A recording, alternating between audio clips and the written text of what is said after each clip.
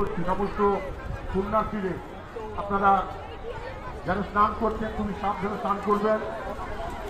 মেলায় কিন্তু ভিড় বেশি হয়নি, তবুও অনেকে হারিয়ে যাচ্ছে। আমরা বলবো আপনারা ছোটো ছোটো বাচ্চাদের দিকে নজর রাখবেন, সবাই আনন্দ করবেন, বাচ্চাদেরও নজরে রেখে আনন্দ করবেন। সুশৃঙ্খলভাবে মেলার মধ্যে হাঁটাচলা করুন। আমাদের যে আপনাদের মেলায় যে খাবার খাচ্ছেন, আমাদের ডাস্টবিন আছে, খাবারের কাগজগুলো ডাস্টবিনে আপনারা ফেলবেন।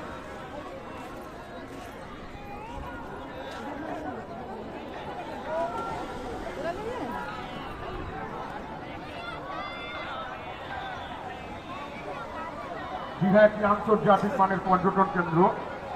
আর কয়েকদিনের পরে দীঘায় উদ্বোধন হতে চলেছে জগন্নাথ মন্দির ধাম। আর কয়েকদিনের মধ্যেই 30 এপ্রিল উদ্বোধন হবে।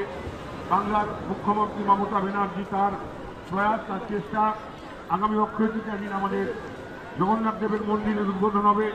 আজকের পূর্ণ দিনে আপনাদের সবাইকে আমন্ত্রণ। তার নির্দেশে সারা পশ্চিমবাংলার সাগর মেলা থেকে শুরু করে সমস্ত তীর্থস্থান থেকে মকর সংক্রান্তির মেলা চলছে। আপনারা যারা দীঘায় এসছেন বহু দূর দূরান্ত থেকে, সকলকে আমরা পূর্ণিমাবী অঞ্চল তৃণমূল কংগ্রেসের পক্ষ থেকে জাতীয়তাবাদী গৈরিক অভিনন্দন জানাই। মেলায় বেশি ভিড় হয়নি, তবুও আমরা বলছি অনেক বাচ্চা কিন্তু হারিয়ে যাচ্ছে। বাচ্চাদের আপনারা হাতছাড়া করবেন না, আপনারা আনন্দ করবেন বাচ্চাদের সঙ্গে নিয়ে।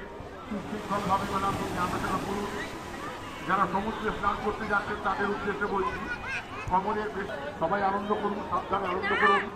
আপনাদের সেবায় আমরা পূর্ণিমাবী অঞ্চল তৃণমূল কংগ্রেসে, সেখানে আপনারা যোগাযোগ করবেন।